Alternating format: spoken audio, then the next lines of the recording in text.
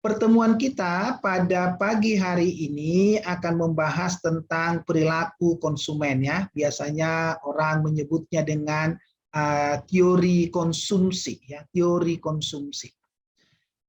Aspek yang diharapkan dari mahasiswa dengan mempelajari bahan kajian ini adalah yang pertama, mahasiswa akan mampu menjelaskan apa itu utility, apa itu kurva indifference, apa itu garis anggaran.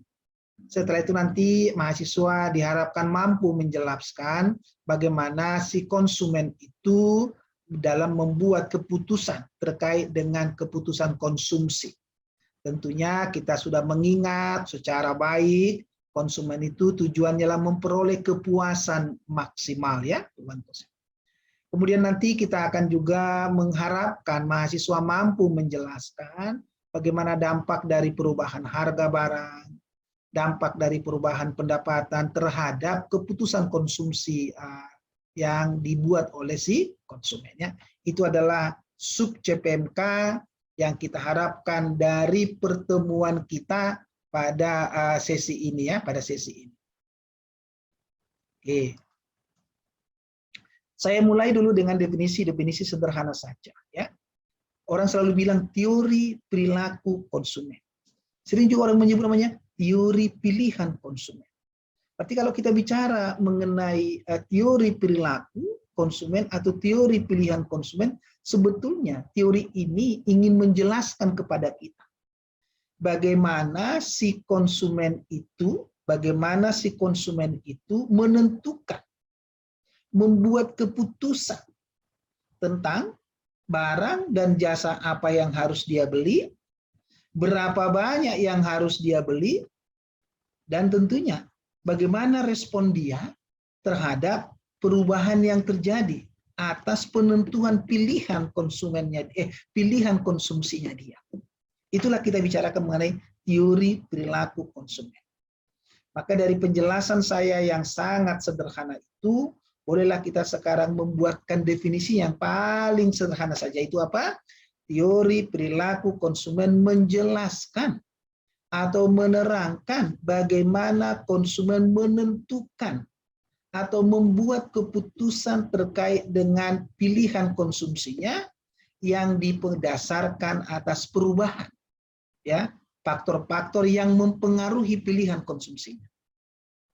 Itu adalah teori perilaku konsumen. Dari definisi yang sederhana ini, maka teori perilaku konsumen itu mengajarkan kepada kita paling tidak dua hal. Paling tidak dua hal.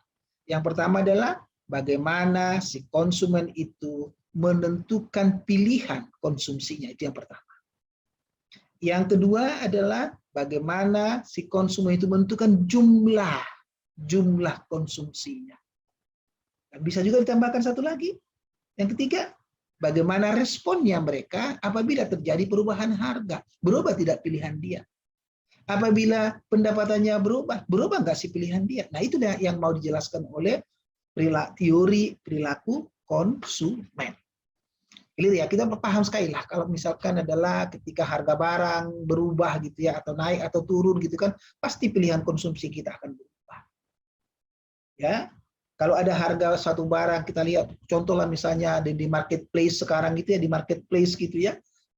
Ada, kalau boleh saya menyebut beberapa, misalkan adalah ada Shopee, ada Tokopedia, ada Blibli, ada Lazada dan seterusnya gitu ya. Kan kita nih ketika kita melihat di sana adalah ketika katakanlah pada kondisi yang saat ini adalah kita membutuhkan misalnya masker gitu kan, masker gitu. Kita udah preferensi nih, oh preferensi saya membeli masker dengan brand ini gitu kan, dengan bentuk seperti ini ya kan. Ketika terjadi di situ ada nanti apalagi nanti sebentar lagi ada 12 gitu kan, harga kan berubah.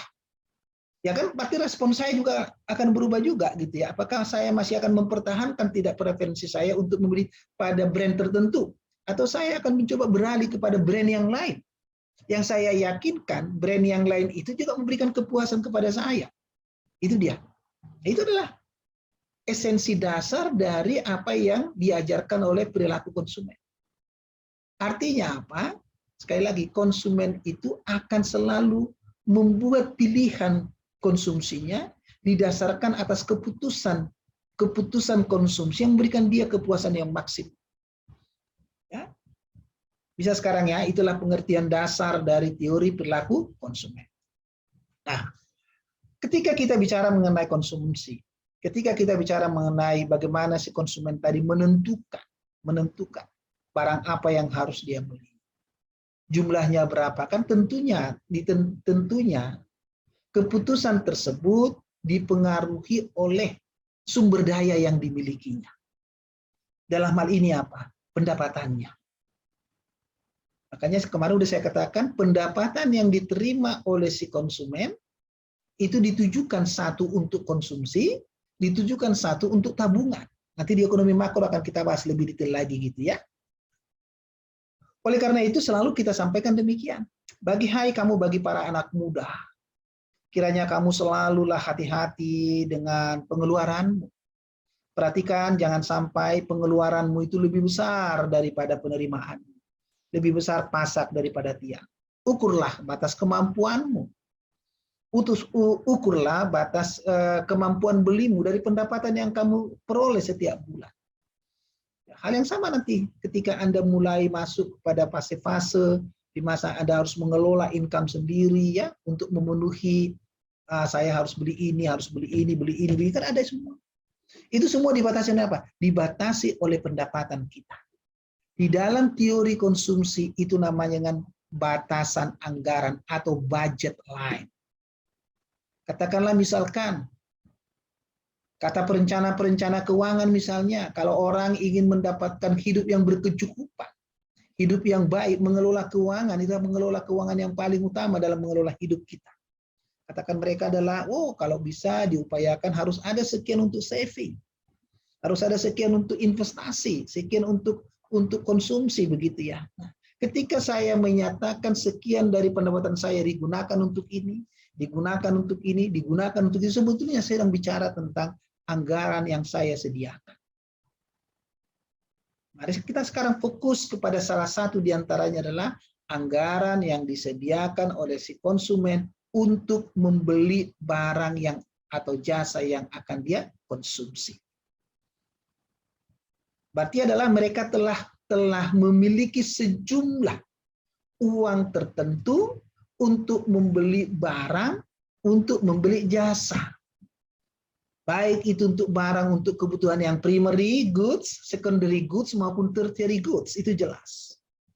Sehingga kalau kita katakan sekarang adalah saya ingin membeli sejumlah barang tertentu, berarti kan saya harus melihat dulu berapa pendapatan yang saya gunakan. Contoh misalkan, saya mengalokasikan misalkan adalah saya akan membeli masker dengan anggaran yang sudah saya sediakan katakan adalah 250.000 sebulan. Maka saya harus berpikir sekarang dengan anggaran 250 ini masker apa yang harus saya beli? Kalau saya sekarang untuk masalah COVID inilah kita harus membeli masker, saya harus membeli hand sanitizer gitu kan, maka saya akan membeli ini. Dengan 250 tadi anggaran yang sudah saya sediakan itu, berapa yang harus saya gunakan untuk membeli masker, berapa yang saya gunakan untuk beli hand sanitizer, itu yang saya sebut namanya dengan batasan anggaran. Sehingga batasan anggaran itu kalau kita sederhanakan, pengertiannya itu adalah batasan kombinasi konsumsi yang mampu dibeli oleh si konsumen. Ya. Nah, jelas ya? Jadi batasan anggaran budget line, budget constraint inilah, budget constraint, kendala anggaran inilah yang membatasi saya, membatasi Anda, membatasi kita semua untuk menentukan jumlah barang yang kita beli. Mari sekarang secara hipotetis ya, dengan menggunakan contoh bagaimana saya menjelaskan bagaimana batas anggaran ini akan mempengaruhi pilihan konsumsi kita ya. Misalkan adalah satu konsumen ingin membeli 2 barang, 1 pizza, 1 Pepsi ya. Jadi dia mau beli pizza, mau beli Pepsi ya. Bagaimana pembelian pizza dan Pepsinya itu kita lihat di dalam tabel berikut ini. Tabel berikut ini ya. Nah, ini adalah tabel terdiri dari kolom 1, kolom 2, kolom 3, kolom 4 ya. dan kolom 5. Kolom 5 gitu ya, kolom 5. Kita misalkan adalah bahwa si konsumen ini memiliki batasan anggaran tadi $1.000, $1.000 ya, $1.000. Kemudian kita sekarang cek di situ bahwa ini adalah jumlah liter Pepsi di kolom 1, jumlah liter Pepsi di kolom 2, total pengeluaran untuk Pepsi di kolom 3, berarti ini adalah jumlah dikali dengan harga ya, itulah spending on Pepsi ya. Jadi spending of Pepsi itu equal to liter of Pepsi times price of Pepsi gitu ya. Berarti adalah jumlah dikalikan dengan harga gitu ya, harga. Kolom yang keempat itu kolom tentang pengeluaran untuk pizza, spending on pizza. Ini sama juga adalah jumlah pizza yang dibeli di kolom 2 dikalikan dengan harga, Nah, berapakah harganya? Coba kita cek sekarang. Berarti adalah kalau saya bicarakan adalah jumlah pengeluaran untuk pizza, berarti adalah harga pizza kali pengeluaran untuk Pepsi adalah harga Pepsi dikalikan dengan jumlah Pepsi 0. Ketika saya membeli 50, harganya adalah $2, berarti pengeluaran saya adalah 50 kali 2 adalah 100 ya. Ketika saya membeli 100 kali 2 adalah 200 dan seterusnya. Bisa semua ya. Berarti adalah price of Pepsi itu is $2 ya, $2 ya. Ini kalau saya beli 500, berarti pengeluaran saya adalah 1.000. Bagaimana dengan pizza? Dengan pizza adalah $10 itu per pizza. Ya. Kalau saya beli 100, number of pizzanya 100, kalau harganya 10 berarti 100 kali 10 1.000 di sini ya. 90 kali 10 adalah 900 di sini. Ya. Kalau saya membeli 0 berarti 0 jumlahnya kali harga 10 0 ya. Kalau harga 10 kalau saya beli 10 harganya 10 kan 100 ya. Maka kolom yang keempat adalah total pengeluaran untuk pizza. Jika si konsumen tadi ingin membeli Pepsi dan ingin membeli pizza, maka total pengeluaran si konsumen itu adalah total pengeluaran Pepsi ditambah dengan total pengeluaran pizza. Ya, lalu dibatasin 1.000 nih, 1.000.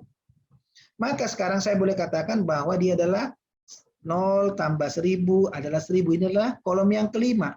Maka kolom yang kelima ini adalah kolom 4 ditambah dengan kolom 5 gitu ya.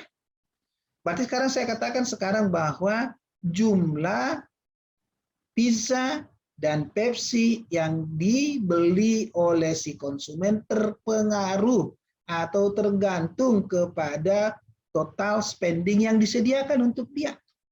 Itu namanya dengan budget constraint, kendalanya ya, kendalanya. Jadi kalau saya katakan misalkan ini menjadi berapa ini? Berarti adalah 1.000. Jadi ketika si konsumen mau membeli pizza, mau membeli Pepsi, tidak boleh total pengeluarannya lebih dari 1.000. Tidak boleh lebih dari 1.000. Nah, maka budget constraint ada di sini di kolom 5. Kolom 5. Ini akan mempengaruhi kombinasi berapa banyak Pepsi, berapa banyak pizza yang bisa dibeli oleh si konsumen. Sampai di situ dipahami ya. Nah, ini yang kita sebut namanya pilihan-pilihan konsumsi. Pilihan-pilihan konsumsi yang bisa dibeli oleh si konsumen. Misalkan, kalau si konsumen itu ingin membeli Pepsi 300, konsekuensinya dia hanya akan membeli pizza 40 karena budgetnya yang tersedia hanya 1.000. Jikalau dia ingin membeli 450 gitu ya, nah si pizza dia 450 Pepsi maksud saya, dia bisa membeli pizza 10, dia akan menjadi 1.000 juga, gitu ya. Nanti kita akan lihat bagaimana nanti si konsumen itu menentukan berapa banyak pizza yang dia miliki, berapa banyak Pepsi yang akan dia beli ya. Tapi sekarang constraint-nya clear dulu ya, makna daripada constraint itu ya. Jikalau ya kita lihat sekarang di situ adalah bahwa Apa tadi yang sudah saya jelaskan ada di slide berikutnya ini adalah penjelasan dari dari tabel yang tadi ya. Jadi tabel yang tadi kita bicarakan itu adalah tabel yang menunjukkan kepada kita berbagai kombinasi pizza dan Pepsi yang dapat dibeli oleh si konsumen. Yang dapat dibeli oleh si konsumen. Dengan kendala dia telah mengalokasikan $1.000 ya yang dia telah sediakan untuk digunakan untuk membeli pizza dan untuk membeli Pepsi. Gitu ya. Sehingga tadi pada kolom yang kelima yang seperti yang saya jelaskan tadi adalah total pengeluaran kita untuk Pepsi dan total pengeluaran kita untuk pizza itu tidak boleh lebih dari 1.000. Jadi 1.000. Jadi dia $1.000 ya. Nah, bagaimana kita bisa menggambarkan? Bagaimana kita bisa menggambarkan garis anggaran namanya ya, budget line. Kalau tadi adalah tabel untuk yang namanya dengan budget constraint ya, ini adalah budget line-nya. Cara menggambarkannya demikian adalah kita membuat 2 dimensi ya. Ada yang sumbu vertikal itu menunjukkan jumlah Pepsi, kemudian yang horizontal itu menunjukkan jumlah pizza. Jumlah pizza ya. Berarti adalah ditunjukkan oleh kolom 1 dan juga kolom 2.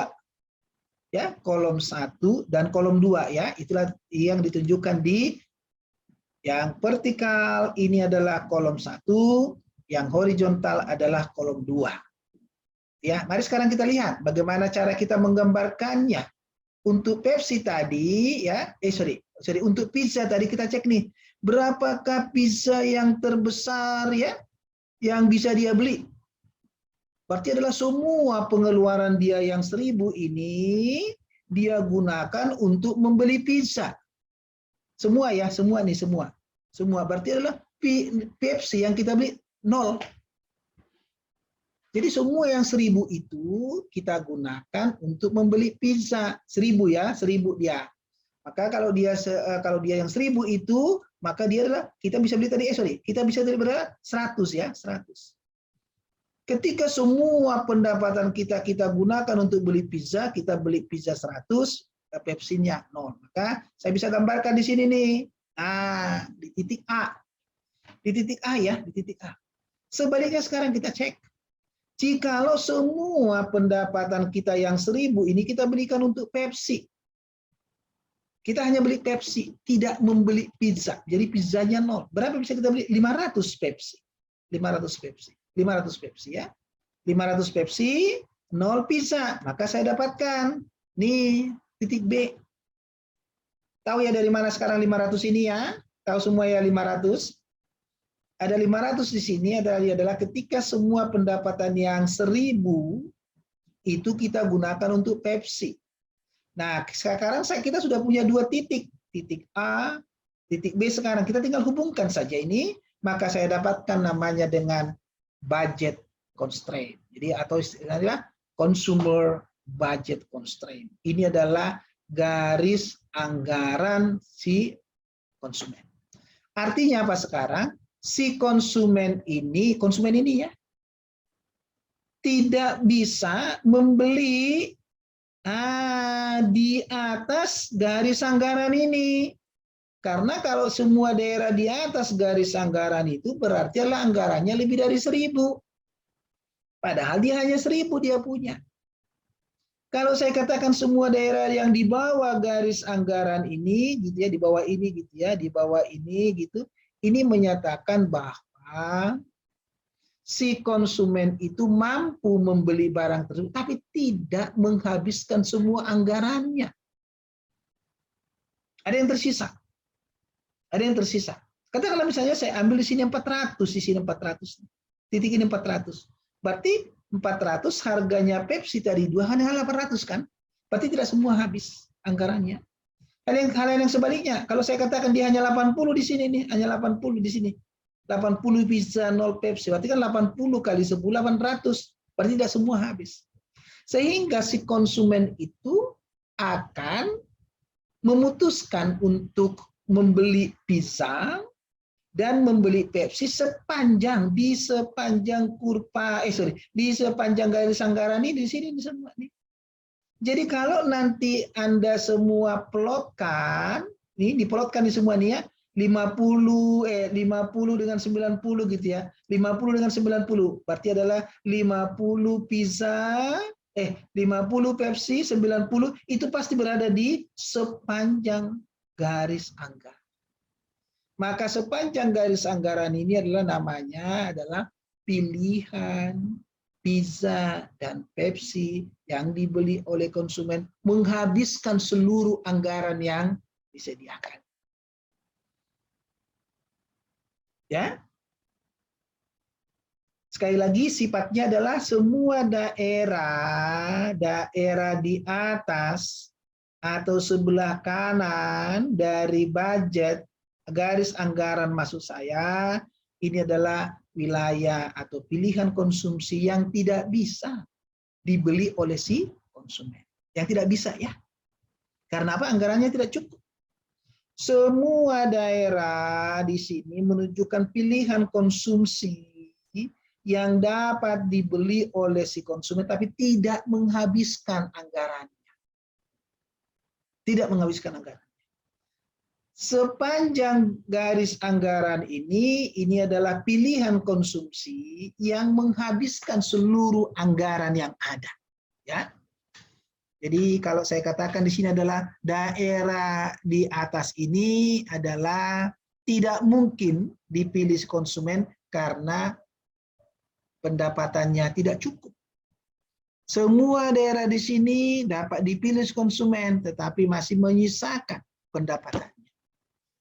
Semua daerah sepanjang kurva inilah pilihan yang menghabiskan seluruh anggarannya. Jadi ada 3 karakteristik yang harus Anda ingat terkait dengan daerah-daerah atau wilayah-wilayah ketika kita membicarakan garis anggaran. Ya, oke. Maka saya katakan sekali lagi adalah ini yang tadi apa yang tadi saya sudah bicarakan. Saya coba tuliskan kembali di sini untuk memudahkan Anda memahaminya ya. Jadi kurva yang pertama tadi menunjukkan kombinasi pizza dan Pepsi yang dapat dipilih oleh si konsumen ya. Kita menggunakan pendekatan kurva 2 dimensi, ada sumbu vertikal yang menyatakan jumlah Pepsi, ada sumbu horizontal yang menyatakan jumlah pizza gitu ya. Nah, tadi ada beberapa titik yang sudah kita buat, titik A dan titik B. Titik A itu adalah titik yang menunjukkan seluruh pendapatan digunakan untuk membeli pizza. Dia tidak membeli Pepsi, maka yang kita bisa dapatkan adalah 100 pizza, 0 Pepsi. Titik B tadi sudah saya jelaskan, dia adalah ketika seluruh pendapatan kita itu kita gunakan untuk membeli Pepsi. Kita tidak membeli pizza. Maka kita bisa membeli 500 Pepsi, 0 pizza. Gitu ya. Ketika kita tadi melihat saya mau buat satu titik yang namanya titik C yang tadi, itu titik C itu adalah titik yang katakanlah dia berada pada saat C ya. Nah, berarti ketika kita bisa membeli dia harga 250 Pepsi, 50 dia pizza. Ketika saya katakan apa? 50% pendapatan digunakan untuk beli Pepsi, 50% digunakan untuk pizza. Maka saya akan bisa membeli 250 Pepsi, 50 pizza. Itulah ketika saya katakan 50% pendapatan saya gunakan untuk beli pizza, 50% saya gunakan untuk beli Pepsi. Maka kalau itu nanti Anda gambarkan, Anda akan dapatkan itulah di titik C ya. Itu mana? Pada saat saya beli pizza sebesar 50, saya membeli Pepsi sebesar 250. Ingat sekali lagi, titik C ini adalah titik yang berada persis di garis anggarannya kita. Kenapa dia persis berada di garis anggaran? Karena konsumen menggunakan seluruh pendapatannya, gitu ya, seluruh pendapatannya. Oke. Apa yang akan menyebabkan Nih ya, menyebabkan perubahan-perubahan dari garis anggaran kita ya, perubahan dari garis anggaran kita ya. Nah, perubahan garis anggaran itu dia bisa naik, bergeser ke kanan atau bergeser ke kiri. Jikalau pendapatan kita itu berubah steris paribus, harganya tetap ya, harganya tetap ya, harganya tetap. Ini saya lihat dulu, di sini dulu ya, di sini ya. Oke. Nah, dari sini nih ya, perubahan perubahan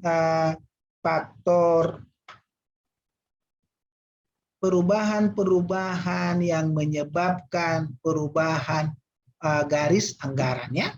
Jadi garis anggaran ini bisa bergeser ke kanan, bisa bergeser ke kiri. Bisa bergeser ke kanan, bisa bergeser ke kiri. Saya katakan demikian. Jika pendapatan itu, ini saya edit dulu ya. Jika pendapatan masyarakat itu bertambah, maka nih si konsumen itu akan mampu membeli lebih banyak. Kalau harganya tetap, maka garis anggaran itu akan bergeser ke kanan. Akan bergeser ke kanan ya. Saya coba buat dulu ya supaya nanti Anda bisa paham ya. Saya tambahkan dulu di sini gitu ya. Pergeseran kurva permintaan, pergeseran garis anggarannya. Ini saya buat dulu di sini ya. Perubahan garis anggaran ya, garis anggaran. Yang pertama adalah perubahan pendapatan. Pendapatan siapa? Pendapatan si konsumen. Maka sekarang bisa saya katakan demikian. Nah, mana ini? Risiko. Ini adalah, saya geser dulu sini saja. Oke. Jika pendapatan konsumen meningkat atau bertambah ya,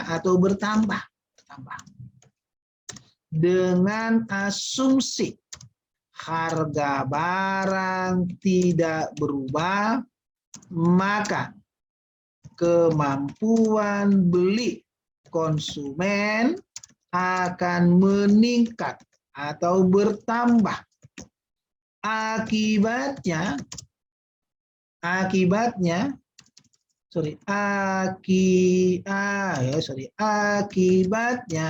jumlah barang yang bisa dibeli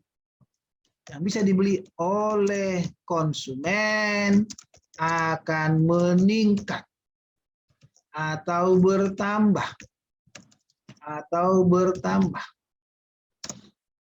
Pertambahan jumlah barang yang dapat dibeli konsumen ditunjukkan oleh pergeseran garis anggaran ke kanan, garis anggaran ke kanan atas, ke kanan lah ya, ke kanan atau ke atas. Itu ya. Nah, ini jadi kalau saya katakan sekarang adalah jika pendapatan konsumen meningkat atau bertambah, maka kemampuan beli si konsumen itu bertambah, kemampuan belinya bertambah.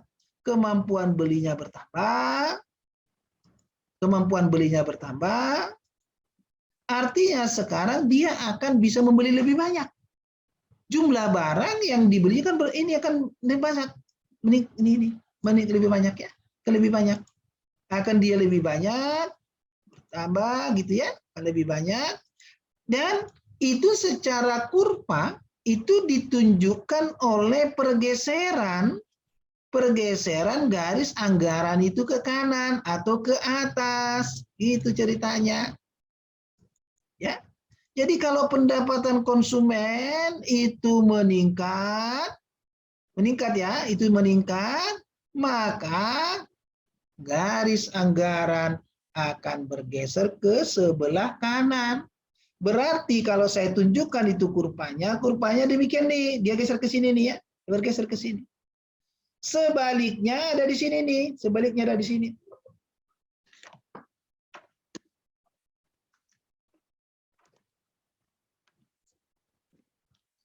Ya, sebaliknya nih, sebaliknya. Nah, berarti saya tunjukkan sekarang nih, sebaliknya ya, sebaliknya. Sebaliknya, jika pendapatan menurun atau berkurang, maka garis anggaran bergeser ke kiri atau ke bawah. Artinya apa sekarang? Jumlah barang yang bisa dibeli akan berkurang ya. Kemampuan belinya si masyarakat, si konsumen itu akan. Itu yang pertama. Jikalau terjadi perubahan pendapatan konsumen, ya, pendapatan konsumen. Oke. Yang kedua, sekarang yang kedua ya. Pendapatan sudah ya. Sekarang kita yang kedua. Jika sekarang yang berubah itu adalah perubahan garis anggaran ya ini ya. Perubahan garis anggaran ya. Yang kedua sekarang.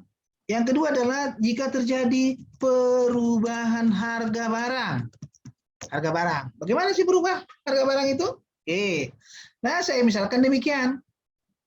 Adalah jika harga satu barang naik gitu ya. Ceteris paribus. Ceteris paribus. Artinya apa? Harga barang yang lainnya tetap, pendapatan tetap, ya. Maka kemampuan beli barang untuk kemampuan beli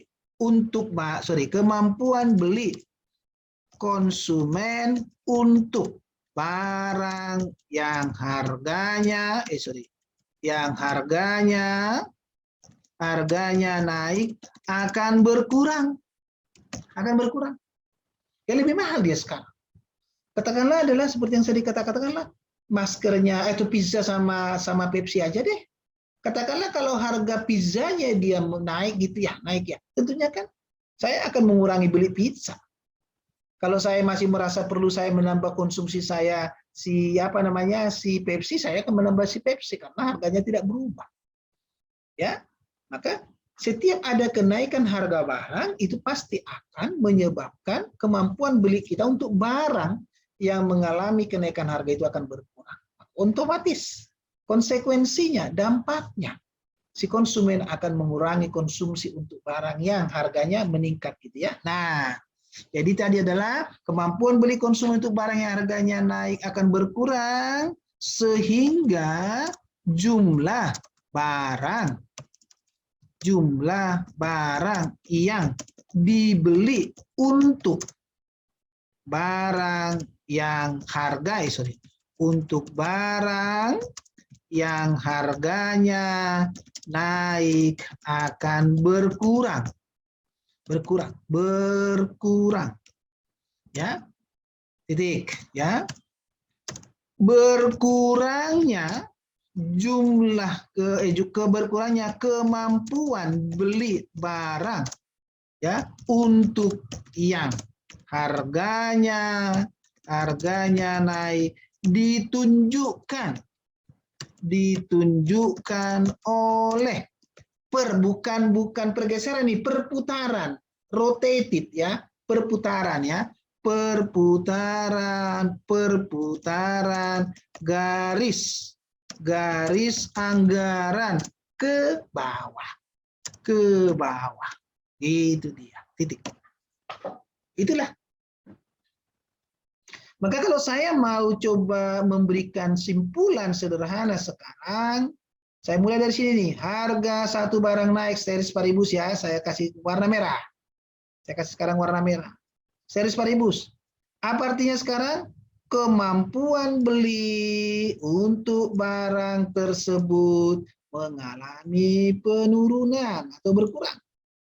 Konsekuensinya, jumlah barang yang harganya naik itu akan berkurang. Nah, akan berkurang. Saya kasih di sini lagi nih, akan berkurang ya, akan berkurang. Dan hal ini ditunjukkan oleh apa? Ditunjukkan oleh perputaran garis anggaran ke bawah. Bagaimana cara bisa menggambarkan? Kan begitu ceritanya ya. Bagaimana caranya saya menggambarkan kan?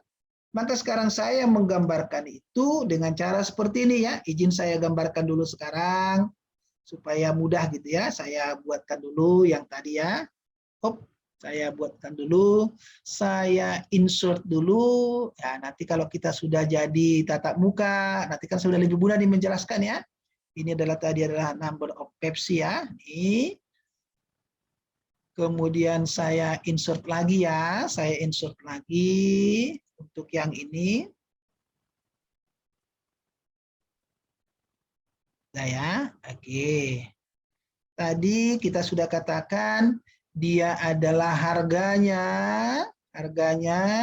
tadi sudah saya dapatkan di sini tadi ya. Ini adalah titik B dengan titik A gitu ya. Oke. Nah, ini saya kasih dulu tadi adalah saya insert lagi ya supaya lebih mudah gitu ya. Ini tadi adalah 500 ya. Ini adalah saya tuliskan dulu sekarang adalah 500.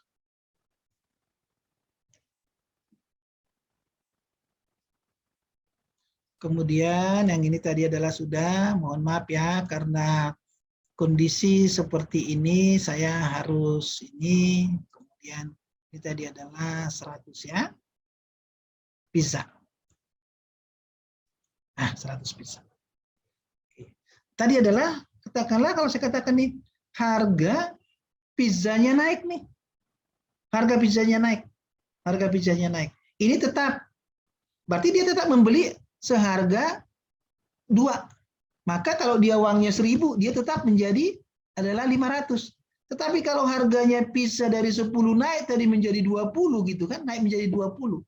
Berarti kalau seluruh pendapatan dia gunakan untuk beli pizza, karena harganya kan sekarang naik, kan dia kalau dulunya dia 10, dia masih beli 100 ya. Sekarang kalau harganya 20, berarti dia hanya bisa beli banyak 50 saja.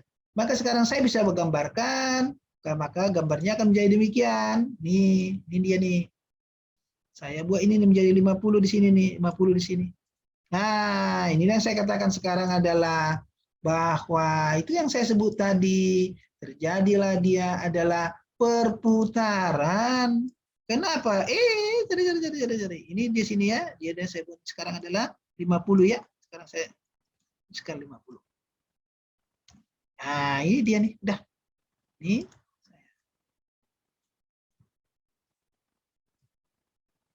Oke, ini dia. Jadi ketika saya katakan sekarang bahwa terjadi penurunan daya beli apa? Daya beli untuk si pizza nih. Ini dia bergeser ke sini nih. Ya, bergeser ke sini. Ini yang saya sebut adalah sekali lagi adanya perubahan daya beli si konsumen atas pizza. Atas pizza. Maka dia akan terjadi. Sebaliknya nanti adalah jikalau harga pizzanya itu turun. Kalau harga pizzanya turun, maka sekarang dia akan berputar ke kanan. Ya, akan berputar ke kanan. Dia akan ke sini nih. Nah, ke sini dia.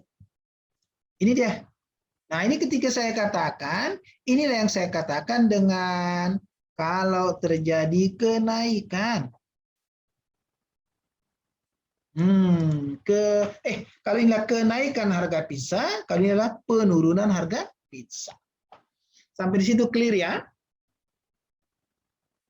Bisa dijelaskan, sudah paham sekarang bagaimana perubahan dari dua hal tadi? Satu perubahan, saya mau simpulkan sekarang adalah tadi kalau dia perubahan anggaran ya dari pendapatan. Sekarang saya bisa gambarkan supaya Anda bisa lebih memahami dengan baik ya. Jadi adalah saya buat dulu sekarang Oke, saya gambar lagi satu lagi. Ya, saya gambar lagi satu lagi. Ini ya, saya gambar di sini ya. Kemudian adalah ini saya tadi udah, sorry. Nah, ini aja dulu saya ini ya, nggak apa-apa. Saya kopikan dulu. Ini, sorry. Saya buat sekarang adalah tadi kalau semua saya belikan dia untuk pizza, maka saya akan dapatkan dia adalah 500 tadi ya. 500, saya tulis dulu 500 ya. 500. Kalau semua saya belikan dia untuk Pepsi, saya dapat 500. Kalau semua itu saya belikan untuk pizza, saya dapatkan adalah 100 ya. 100. Itu dia. Kemudian tadi saya sudah dapatkan, ini adalah garis anggarannya, supaya bisa saya simpulkan ya, Anda juga sudah mudah mengingatnya. Oke, inilah garis anggaran kan. Ketika pendapatannya naik, series paribus, maka apa yang terjadi? Kurva atau garis anggaran akan bergeser ke atas. Ini dia nih. Nah, sekarang saya bisa gambarkan. Pergeseran yang ke atas ini disebabkan oleh adanya kenaikan pendapatan.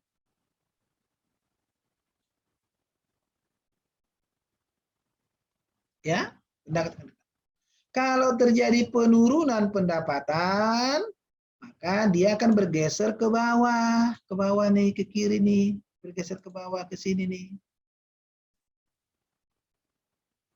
Nah, ini dia ya. Saya bisa sekarang buatkan dia ya. Saya buatkan dia sekarang.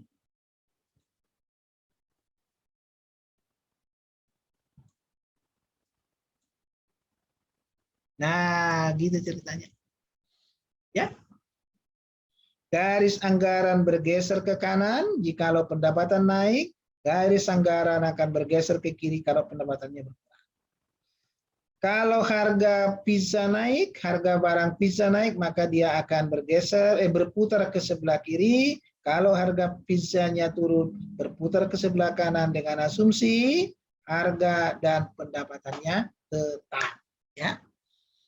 Itulah penjelasan saya terkait dengan bagaimana apa itu garis anggaran, apa maknanya garis anggaran, bagaimana garis anggaran itu boleh berubah oleh karena perubahan pendapatan dan juga perubahan harga, ya, perubahan harga. Sekarang saya masuk bagian yang berikutnya, itu adalah terkait dengan preferensi. Preferensi itu sebenarnya kalau terjemahkan adalah keinginan sebetulnya, keinginan kita. Jadi lebih prefer, saya lebih ingin ini atau tidak ya. Contoh saya sekarang adalah, ya preferensi saya kalau saya bicara sepak bola adalah ya Liverpool. Berarti saya Liverpool itulah ya preferensi saya. Ya. Jadi kalau saya mau nonton sepak bola gitu ya, ya saya mohon maaf saya lebih prefer menonton Liverpool. Gitu. Preferensi lebih suka ya. Sekarang anak-anak muda tuh, ya anak-anak muda gitu ya. Ada mereka preference main game misalkan. Di game itu kan banyak platformnya ya. Misalnya adalah banyak orang lebih prefer memainkan gamenya adalah yang Mobile Legend gitu ya, Mobile Legend. Kalau sekarang anak-anak remaja gitu ya, anak-anak remaja, mohon maaf saya minum dulu ya.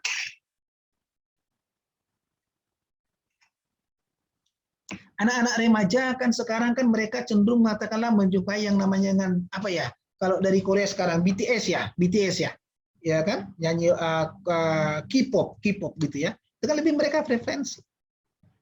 Ya, kalau sekarang ibu-ibu rumah tangga gitu tuh, itu kan banyak kan drakor gitu ya, drama Korea gitu ya, drama Korea kan gitu ceritanya.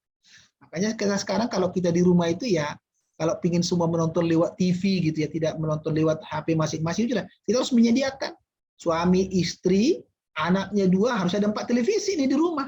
Ya, ibunya nonton drakor, bapaknya nonton sepak. Kalau kayak seperti itu, ya bapaknya nonton sepak bola, ibunya nonton drama Korea, anaknya nonton K-pop, ya, anaknya lakinya main game gitu kan. Ini semua sudah sempurna sudah. Itu preferensi masing-masing. Makanya kita kalau misalnya hanya ada satu misalnya televisi di rumah, ya itu biasanya akan ada peperangan preferensi. Saya seorang ya. Oleh karena itu adalah biasanya kalau kita ingin tahu itu ya, apa sih yang diinginkan oleh si konsumen itu, kita bicara mengenai preferensi ya, preferensi. Jadi Anda harus tahu betul itu. Ada orang yang preferensi sifatnya adalah musiman gitu ya, ada yang sifatnya sedikit agak permanen lebih lama gitu ya. Nah, mungkin Anda masih zaman-zaman Anda masih kecil kali ya, seperti anak saya dulu masih ingat betul saya zaman-zaman Anda lahir 90, 9, 2000, 2001, 2002, 2003 gitu. Itu kan ada dulu apa namanya Teletubbies ya, Twinkie Winky gitu ya, kan banyak dulu ya. Ya itu adalah Lala gitu ya. Itu pada sukanya di situ gitu. Itu pada zaman itu preferensi yang sifatnya adalah ingat ya, preferensi itu tidak sifatnya permanen selama hidup, enggak. Ya. Ini ada musiman biasanya gitu ya. Oleh karena nanti kalau Anda berbisnis Anda harus tahu betul itu. Anda harus bisa memanfaatkan momentum peningkatan preferensi masyarakat atau preferensi konsumen atas jenis barang dan jasa. Jenis barang dan jasa gitu ya. Nah, sekarang ini kan lagi preferensi kita kan jelas nih, ngopi gitu tuh, hangout, ngopi gitu kan. Maka sekarang bisnisnya apa? Kopi, kafe gitu kan. Ya, kopi nih ya, kafe-kafe yang kopi gitu ya, ada kopi kenangan lah, kopi mantan, kopi ini semua kan ada kopi ya. Apa kopi janji jiwa gitu-gitu kan, itu semua tuh itu preferensi. Sehingga kalau kita katakan adalah ketika orang sudah punya anggaran tadi income, nah sekarang nih kita harus bisa nih mempengaruhi dia untuk menggunakan income-nya dia tadi untuk membeli barang yang kita hasilkan. Makanya selalu saya sampaikan sebagai seorang pebisnis nanti harus berpikir clear ya. Saya selalu punya pemahaman yang ya mungkin bukan hanya saya, hampir semua orang juga berpikir begitu gitu ya. Hasilkanlah produk yang bisa Anda jual. Jangan berpatokan saya juallah produk yang bisa Anda hasilkan. Kan belum tentu. Anda bisa menghasilkan barang, belum tentu Anda bisa jual. Karena apa? Ya jangan-jangan nggak ada preferensi masyarakat atas barang yang Anda jual. Tetapi kalau Anda tahu dulu preferensi masyarakat apa, pola konsumsinya seperti apa, Anda hasilkan. Jadi hasilkanlah produk yang bisa Anda jual. Gitu ceritanya. Jadi jangan jual produk yang bisa Anda hasilkan. Saya lebih cenderung menyatakan adalah Anda harus menghasilkan produk yang bisa Anda jual. Untuk itu Anda harus tahu betul preferensi masyarakat, pendapatan yang dia sediakan untuk itu gitu ya. Sehingga preferensi konsumen inilah yang akan menentukan barang apa yang akan dia beli. Pendapatan konsumen tadilah yang akan digunakan untuk menentukan berapa banyak barang yang akan mau dia beli. Gitu ya. Maka seperti yang tadi tuh. Katakanlah kita seorang konsumen punya preferensi membeli akan mengkonsumsi pizza dan mengkonsumsi Pepsi. Gitu kan? Maka jumlah Pepsi yang dia bisa beli, jumlah pizza yang dia beli itu ditentukan anggaran yang disediakan. Seperti tadi ya. Kalau tadi adalah ingin yang dia mau beli melebihi anggarannya, maka dia nggak sanggup membelinya. Maka dia akan menyesuaikan jumlah barang yang akan dibeli dengan anggaran yang tersedia. Setelah dia sudah menentukan anggarannya, nah sekarang dia akan lihat-lihat ya, ada apa sih di pasar gitu. Ada Pepsi, ada Coca-Cola, ada Coke, ada Fanta gitu kan. Ya, ada pizza dan sejenisnya. Lalu dia menentukan pilihan, lihat dulu.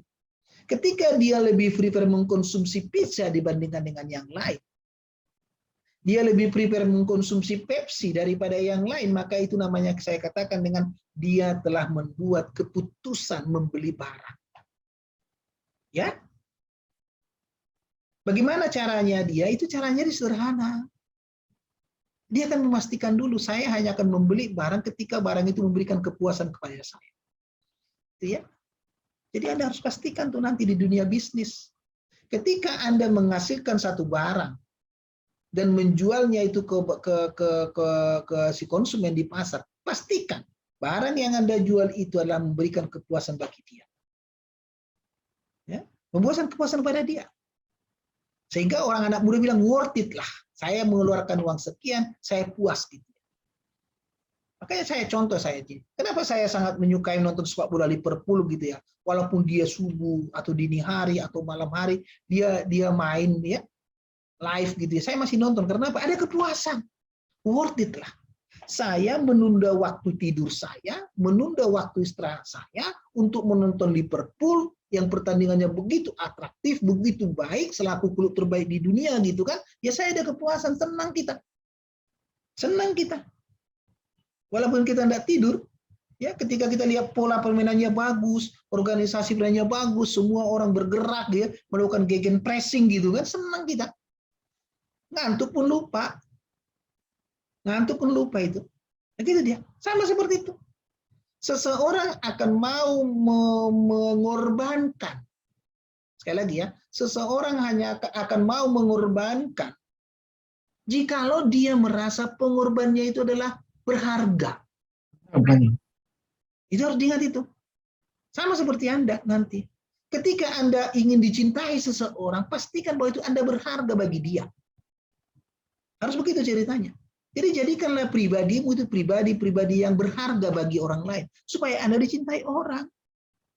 Tapi jikalau Anda tidak bisa membuat pribadimu pribadi yang berharga, ya Anda tidak mungkin dicintai orang. Itu sangat simpel dalam hidup ini sebetulnya. Maka berlomba-lombalah kita menjadi pribadi-pribadi yang unggul, terkemuka, dan berharga. Itu yang paling utama. Di dunia bisnis juga demikian. Di dunia bisnis juga demikian. Buatlah barang yang Anda hasilkan itu berharga, supaya ada orang yang beli. Gitu ya. Nah, bagaimana kita mengetahui tadi bagaimana preferensi si konsumen itu ada satu istilahnya namanya kurva indifferent ya. Ada satu namanya kurva indifferent. Kalau tadi di anggaran namanya adalah garis anggaran, bicara mengenai keterbatasan kemampuan beli, pilihan masyarakat, pilihan konsumen untuk membeli barang dan jasa, itu digambarkan oleh satu kurva. Namanya kurva indifferent. Nah, kalau demikian kurva indifferent ini apa? Ini adalah kurva yang menunjukkan kombinasi berbagai pilihan konsumen.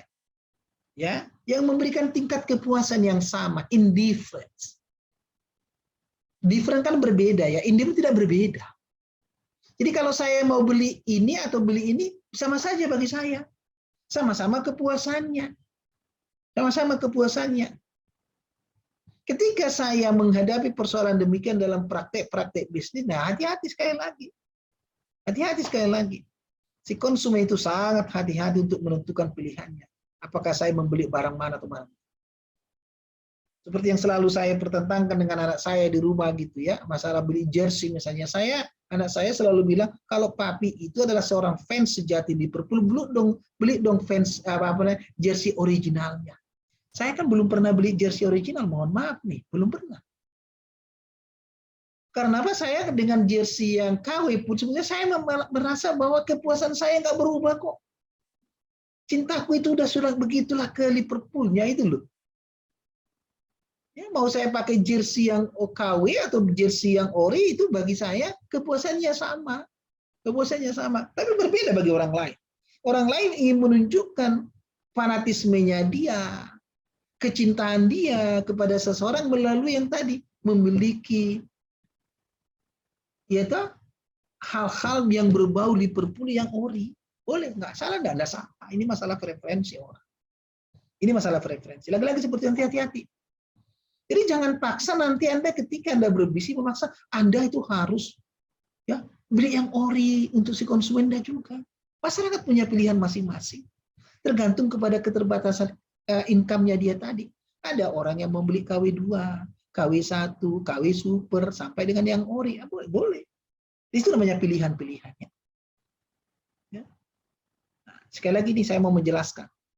Ketika kita ingin menunjukkan bagaimana pilihan-pilihan kita atas berbagai kombinasi barang yang akan kita beli, yang memberikan tingkat kepuasan yang sama, itu ditunjukkan oleh kurva indifferent atau indifference curve. Bagaimana cara menggambarkan indifference curve? Kita lihat berikut ini ya. Nah, ini dia. Kita menggunakan dengan yang namanya dengan lagi-lagi kurva dengan 2 dimensi, dengan mengambil contoh. Ada 2 barang yang akan kita beli tadi adalah ada Pepsi dan ada pizza gitu ya. Di sumbu horizontal ini adalah mewakili jumlah pizza yang mau dibeli oleh si konsumen. Yang vertikal adalah jumlah Pepsi yang mau dibeli oleh si konsumen. Berbagai kombinasi itu akan kita dapatkan bentuk kurvanya demikian. Bentuk kurvanya demikian. Ya, bentuk kurvanya demikian. Ini artinya bahwa di sepanjang kurva indifference ini ada berbagai kombinasi barang. Ada berbagai kombinasi barang. Ada berbagai kombinasi barang. Ada berbagai kombinasi barang. Namun, kepuasannya sama. Karena terletak di kurva indifference ini. Ya, di kurva indifference ini. Kalau dia mau membeli lebih banyak Pepsi, dia akan bergerak ke arah Pepsi. Berarti dia akan menambah Pepsi, mengurangi pizza. Kepuasannya sama. Kepuasannya sama.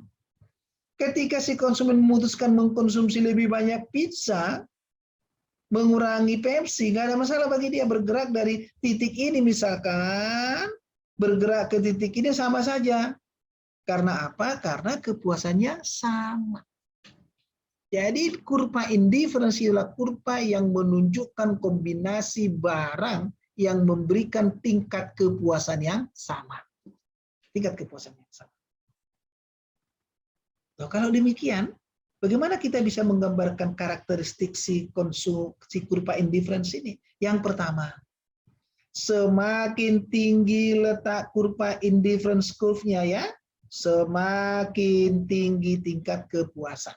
Saya tuliskan dulu sekarang supaya Anda bisa ya, supaya buat dulu ya. Karakteristik yang pertama ya, saya tuliskan dulu, mohon maaf ya, supaya Anda sama ya. Ada di sini tidak?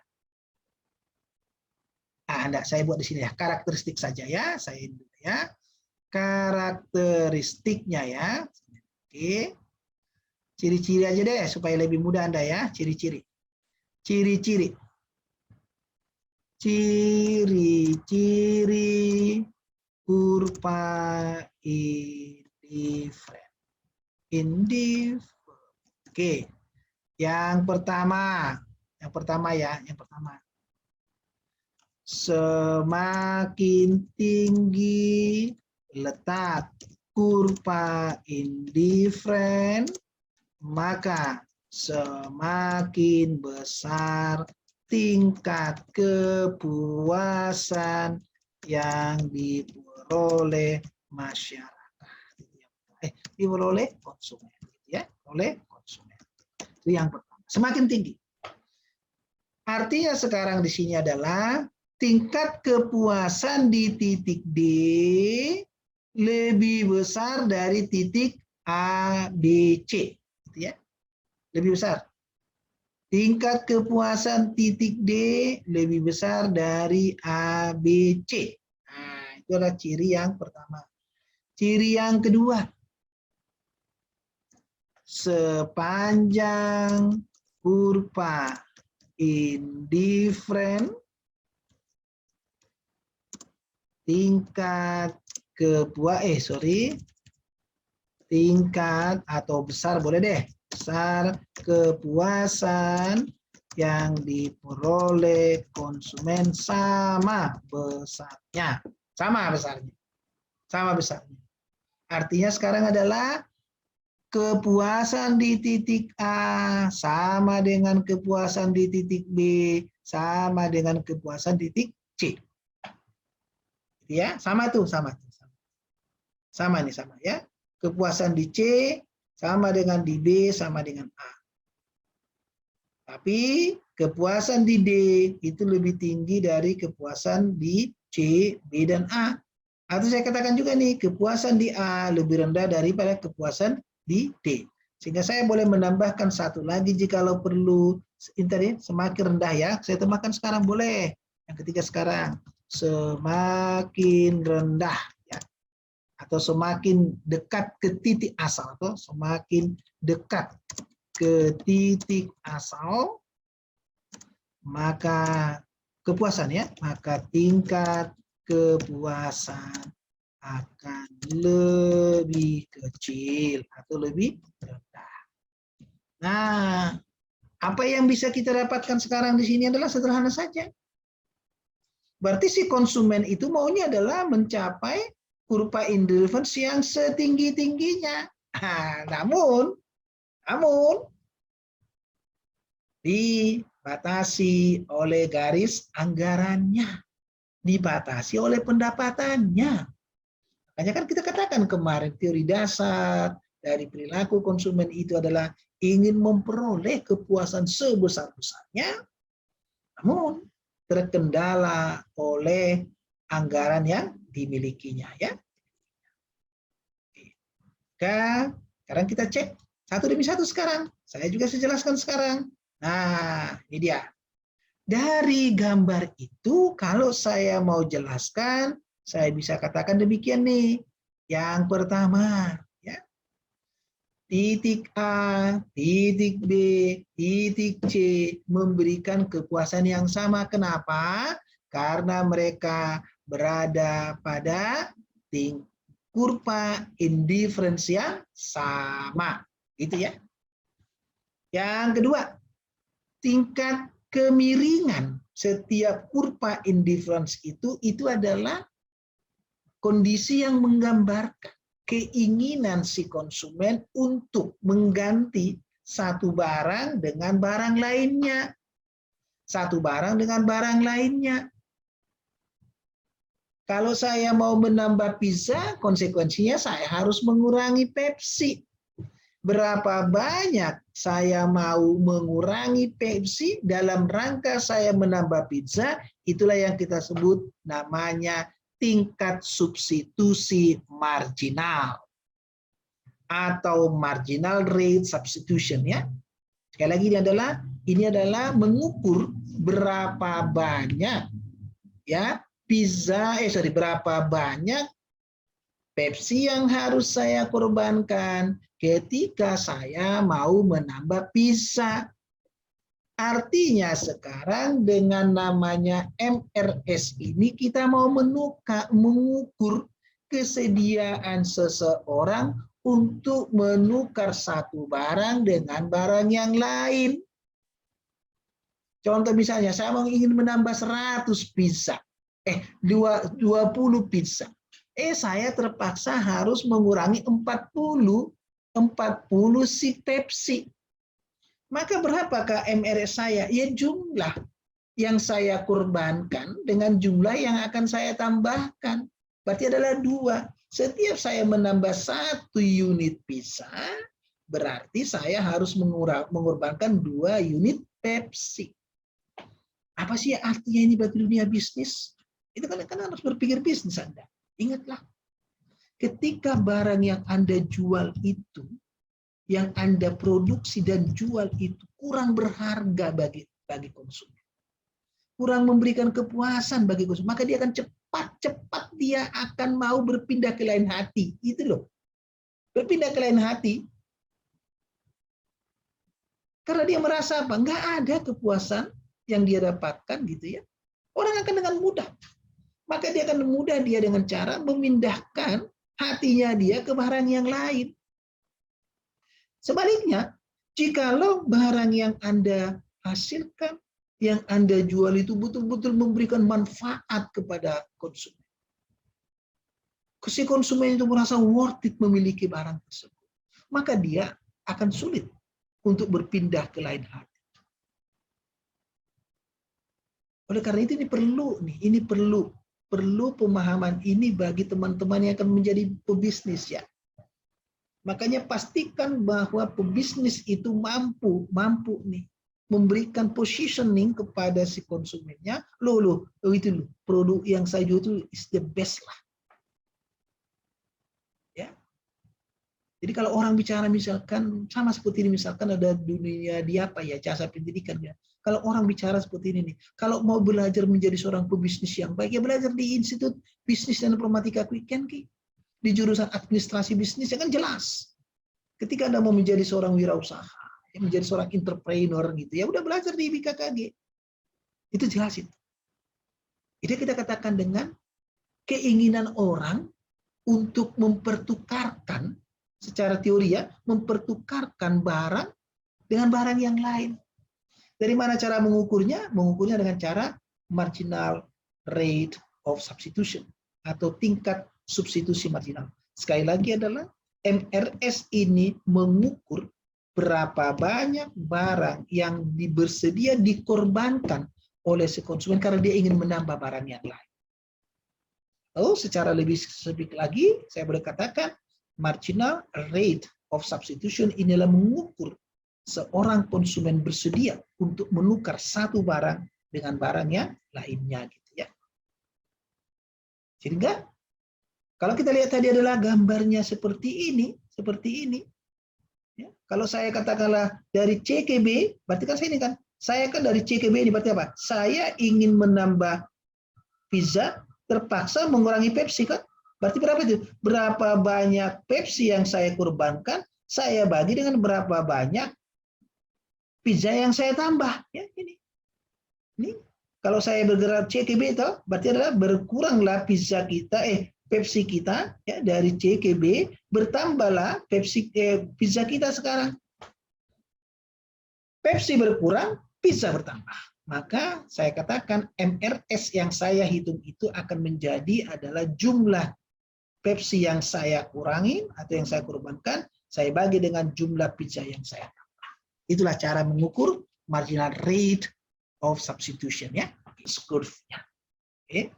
Nah, ini kita lihat misalkan adalah seperti ini nih. Katakanlah saya bergerak dari titik ini nih. Ini titik ini lupa nih.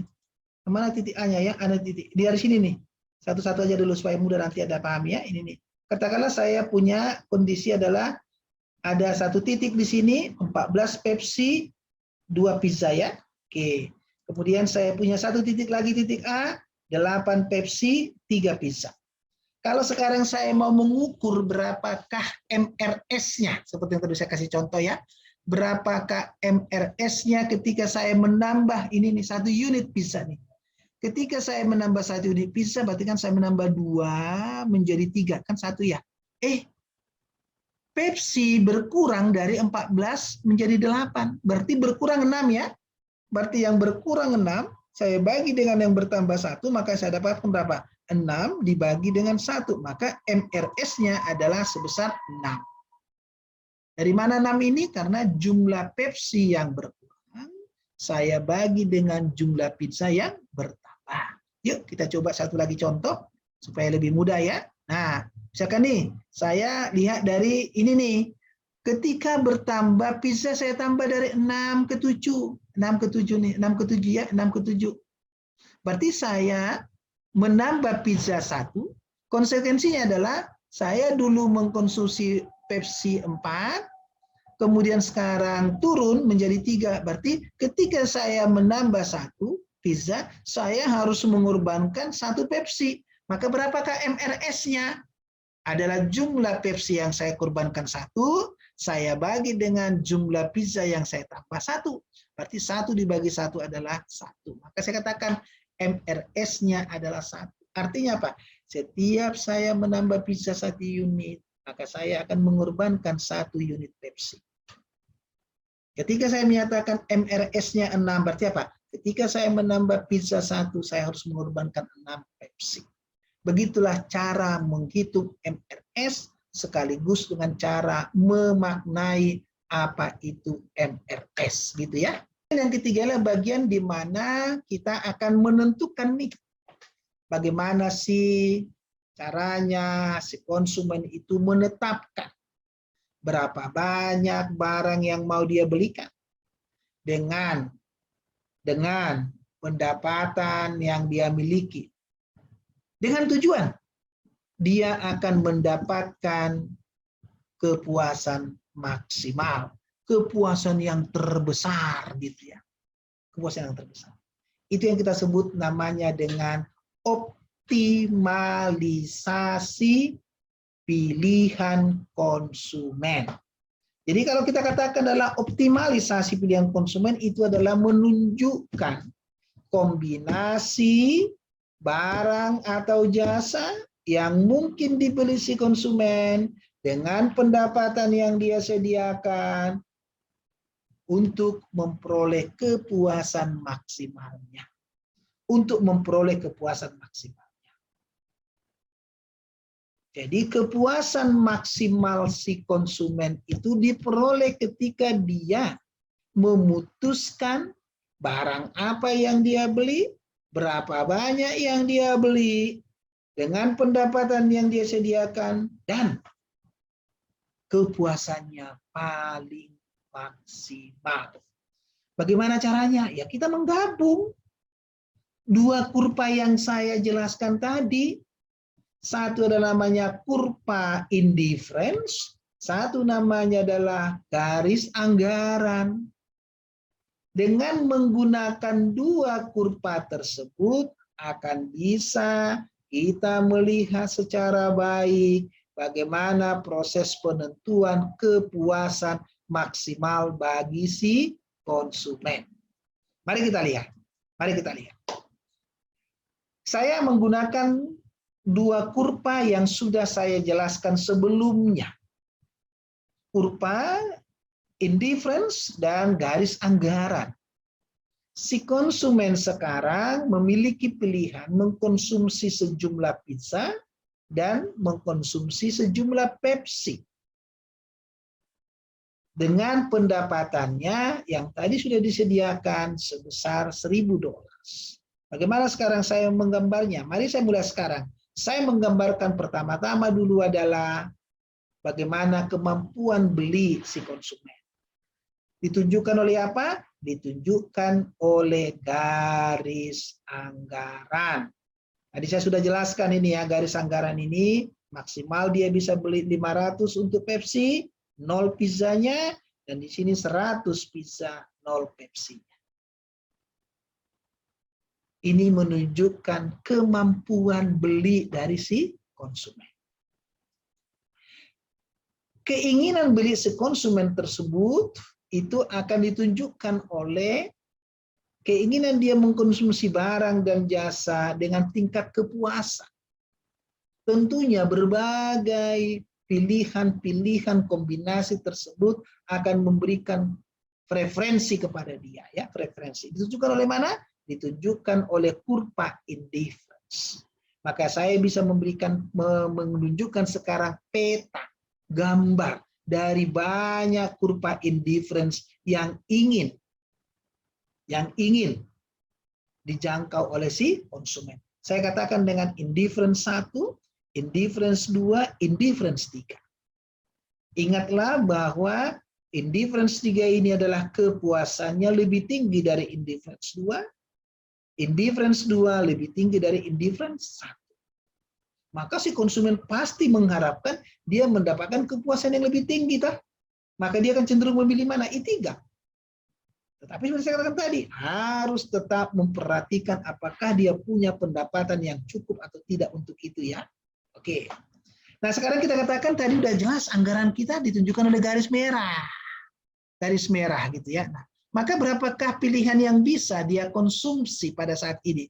Ada pilihan A, ada pilihan B, ada pilihan C, gitu ya. Sudah ada pilihan C. Ini saya C ini sekarang. Mari sekarang kita mulai. Saya katakan dulu adalah titik A.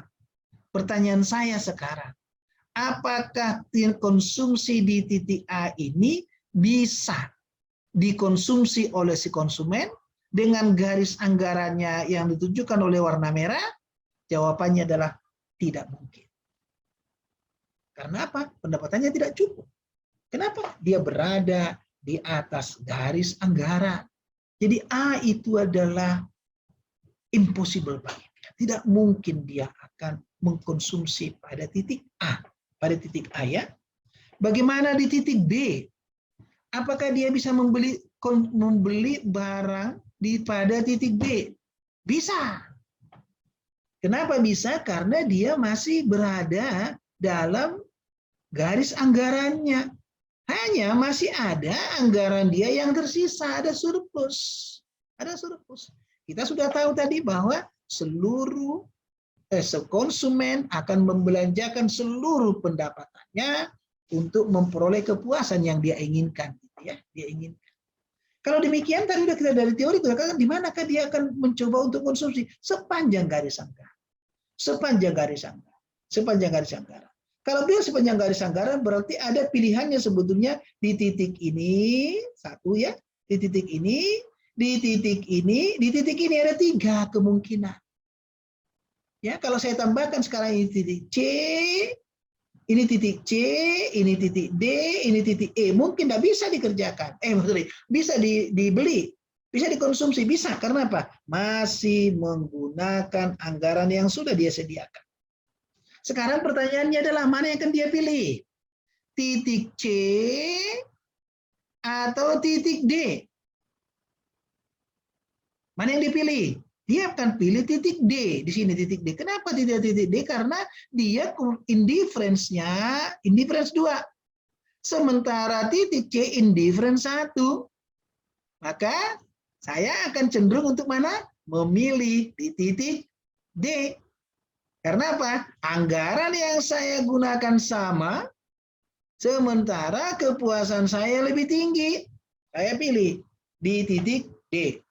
Bagaimana di titik E ini? Saya anggap titik E ini ya. Mana yang saya pilih?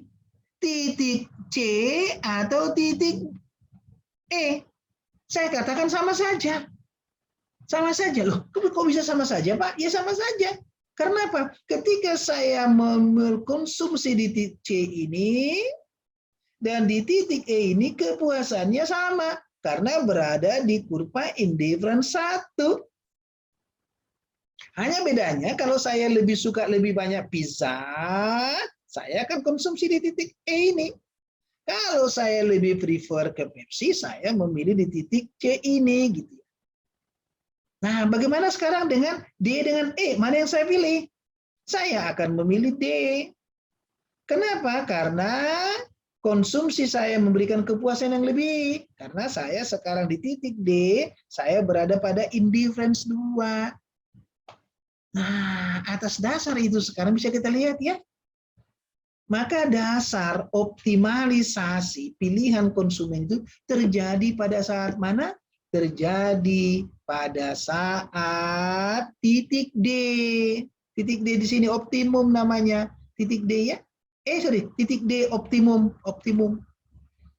Kapan itu terjadi? Pada saat kurva indifference bersinggungan dengan garis anggaran, bersinggungan ya, bersinggungan di sini nih, bersinggungan. Ketika garis anggaran bersinggungan dengan kurva indifference, pada saat itulah si konsumen akan memperoleh kepuasan yang maksimum. Ya. Nah, sekarang saya mau tuliskan supaya lebih mudah Anda mengingatnya. Ini dia ya. Jadi gambar yang di atas itu adalah gambar yang menunjukkan bagaimana si konsumen mengambil keputusannya ya, mengambil keputusannya. Kemudian tadi kita katakan bahwa kurva indifference masing-masing itu menunjukkan tingkat kepuasan yang berbeda-beda. Semakin tinggi tingkat indifference, semakin tinggi tingkat kepuasan. Oke, kemudian adalah kurva indifference bersinggungan dengan garis anggaran. Pada saat itulah si konsumen memperoleh kepuasan yang maksimal. Titik A tadi tidak mungkin dia konsumsi. Karena apa? Karena dia tidak memiliki anggaran yang cukup. Titik B, dia bisa mengkonsumsinya. Namun kepuasannya masih lebih rendah. Karena apa? Indifference curve I1 masih lebih rendah dari I2. Padahal dia boleh pada konsumsi pada titik I2. Dan yang terakhir, dari situ adalah sudah kita katakan nih, kombinasi terbaik bagi si konsumen terjadi pada saat garis anggaran bersinggungan dengan kurva indifference. Kapankah itu terjadi? Pada saat kemiringan kurva indifference sama dengan kemiringan garis anggaran. Yaitu pada saat mana? Pada saat MRS dari kurva indifference, kemiringan kurva indifference sama dengan harga relatif dari kemiringan garis anggaran. Begitulah yang bisa kita jelaskan pada kondisi bagaimana si konsumen mau mengoptimalkan kepuasannya. Sekali lagi, dalam dasar teori-teori dasar terkait dengan pilihan konsumen ini, kita sudah mendapatkan namanya garis anggaran, namanya kurva indifference, dan bagaimana si konsumen bisa menetapkan kepuasan maksimalnya. Ingat tadi, garis anggaran menggambarkan 3 hal. Daerah di atas garis anggaran tidak mungkin karena anggarannya terbatas. Garis anggaran yang di bawah mungkin tetapi masih menyisakan anggaran, maka si konsumen berupaya untuk mengkonsumsi di sepanjang garis anggaran. Kurva indifference, ada peta kurva indifference, semakin tinggi letak kurva indifference, semakin tinggi tingkat kepuasan. Konsumen cenderung untuk memilih kurva indifference yang paling tinggi gitu ya. Dan pada saat kita mau membuat kepuasan maksimal bagi si konsumen, itu terjadi ketika garis anggaran bersinggungan dengan kurva indifference, atau ketika kemiringan garis anggaran sama dengan kemiringan kurva indifference. Maka sekarang kita sudah bisa menyatakan secara sempurna 3 hal yang terkait dengan teori konsumsi, yakni garis anggaran, kurva indifference, dan penentuan pilihan optimum kita sudah sampaikan dengan baik. Mudah-mudahan pembelajaran pada hari ini akan memberikan pemahaman kepada Anda apa itu garis anggaran, apa itu kurva indifference, dan bagaimana si konsumen untuk menentukan pilihan maksimalnya. Oke, baik. Sampai ketemu kita di seri perkuliahan ekonomi mikro selanjutnya. Terima kasih. Salam untuk Anda semuanya.